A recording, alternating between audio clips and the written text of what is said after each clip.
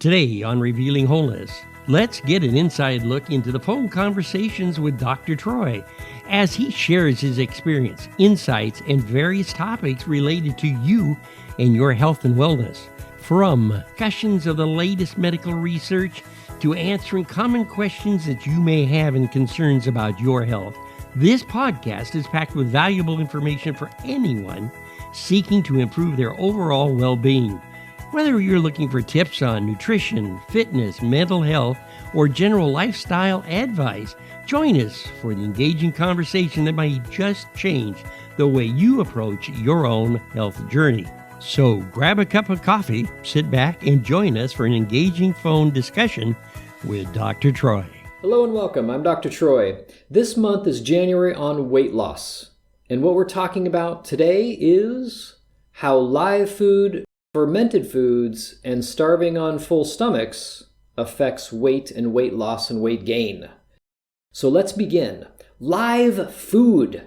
Wouldn't it be nice to eat live food? Unless, of course, maybe it's a lobster. But I digress. So live food is food that is raw or in its more original state. Why would that even be remotely important? Well, let's say that we have a body that is starving for nutrients.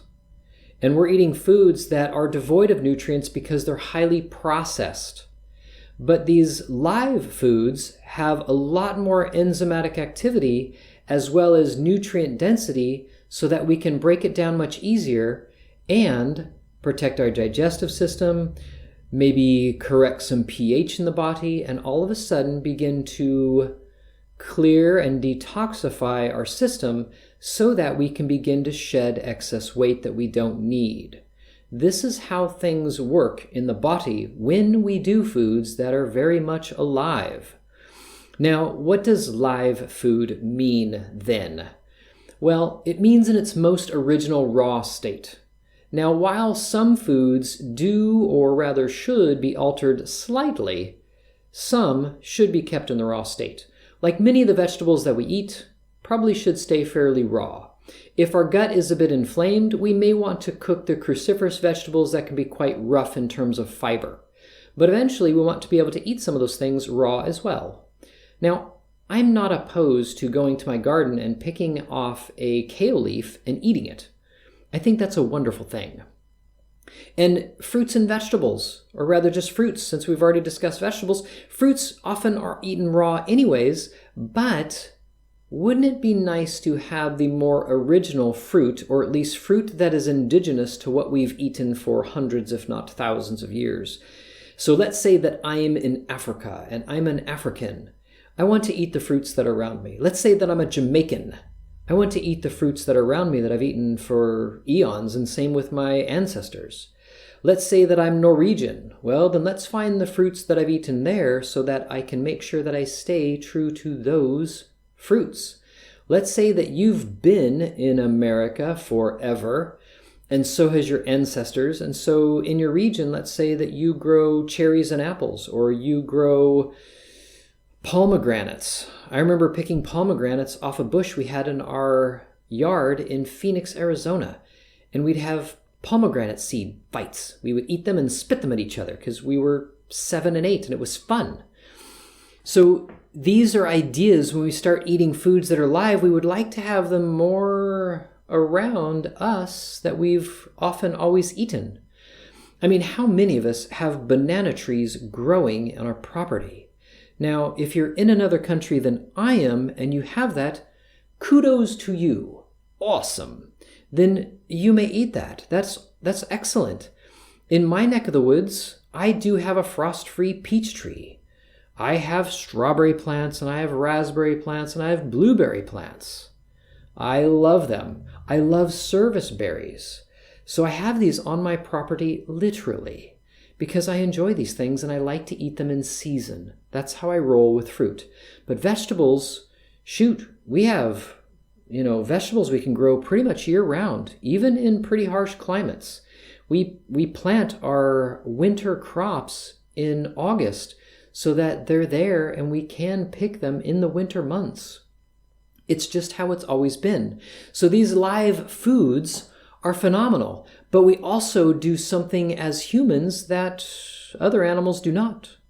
We ferment our food so that they will stay over the winter, and we have food when it's lean and the pickings are not quite what they could be.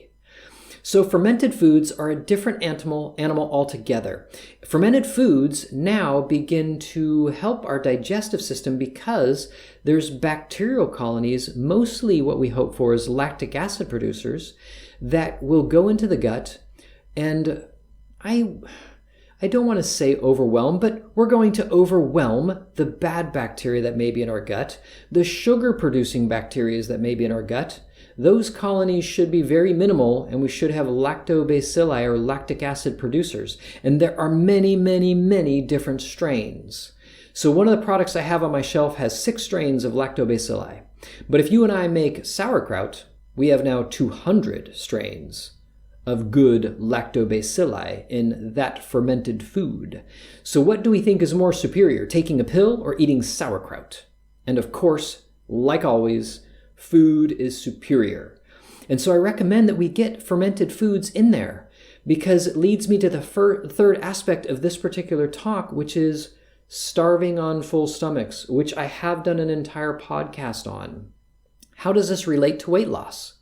Well, D.C. Jarvis has shown that when you do raw apple cider vinegar, 2 to 3 tablespoons a day in your water with meals, that you begin to lose weight gently, consistently, over time.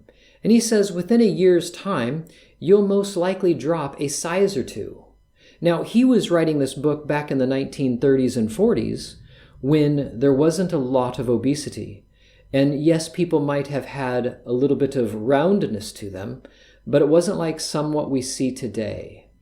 And he didn't really address the fact of type A blood types. They seem to not be able to handle raw apple cider vinegar well. And the jury's still out on that one in my own mind. I just noticed that from practice, my type A blood types tend not to handle raw apple cider vinegar. But I do have about 50% of them that do. And so the question in my mind is that what's going on with these type A blood types? Why can't they handle raw apple cider vinegar? Is it a gut problem? Is it a mineral deficiency that they're not balancing pH? And so this raw apple cider vinegar is creating an issue for them that most of us don't seem to have an issue with. Now, just because you don't like the taste of it and you're a type O blood type doesn't mean that you get to go scot-free. It's still excellent for you, and it's still a nice, easy, gentle way of consistent weight loss over the years. Now, how is it doing that? Number one, it's adding potassium and trace minerals to you. So therefore, you probably are starting to feel a bit more sated as you eat because you're starting to put minerals back into the system rather than just constantly taking them away with empty, fried, fatty, boxed, canned, processed, refined fast food. So as you begin to do live foods, you begin to add more nutrient density, and therefore we're not as hungry. We're more sated. We don't have to fill our stomachs so much because our body's like, hey, that's enough. You're doing a good job. So as we add this wonderful raw apple cider vinegar to the gut, it changes gut pH, which then assists good lactobacilli environment-wise, and now they thrive. It starts to push out gram-negative bacteria that actually tend to produce toxins that make us quite sick. It isn't the bacteria that make us sick, it's the toxins they produce, like botulism. Botulism isn't what makes us sick, meaning the bacteria that creates botulism. It's the toxoid that the bacteria produces that makes us ill and can kill us. It's really difficult to kill a human with a bacteria or a fungus or a virus, though it is quite effortless to do it through a chemical. And so some of these bacteria that are gram-negative, we do not want those in our gut. We want gram-positive bacteria that are lactobacilli that produce lactic acid that keep our keep our gut nice and acidic. So therefore we can detox the blood much easier because the liver can now give these heavy-duty toxins to the gut because the gut can handle it because it's acidic enough. It also protects the gut lining from other infections and helps us in other ways of breaking down nutrients so that we can have more nutrients in our blood, and therefore, once again, we're not as hungry, and we begin to assist weight loss. So this is how the whole thing rolls. Now, if I am not eating proper foods and I'm eating empty calories, my hypothalamus, just to give you an idea, sitting in the center of my brain above my pituitary gland, is saying, look, I don't know where all these nutrients are, but you're not eating them. And so I need more food. And so literally we're stuffed, and yet we're still starving to death because our foods are not living, not live, not fermented. They're basically destroyed and wrecked by overcooking, overprocessing, refined, boxed, canned, fast food. So if there's one thing we could substitute in this year 2024, as this is the year of substitution, it would be to start substituting live food for the dead food that most people eat in our society. And then we would stop starving on full stomachs. I can tell you from personal experience, and my team have noticed this, as we begin to improve digestion, they're actually a bit more hungry. But as they move past that, all of a sudden, they're now starting to get nutrient density in their bodies, just like I noticed, and now I'm not hungry very often. I eat a lot less, and I'm almost never full because I don't need to. My stomach has reduced size because it doesn't need to be big. The food that I'm ingesting is good and whole and nutritious and complete. So that is how we support weight loss, with eating live food, fermented food, so that we're not starving on full stomachs. Until next time, I'm Dr. Troy, and remember, there is way more right with you than there is wrong with you.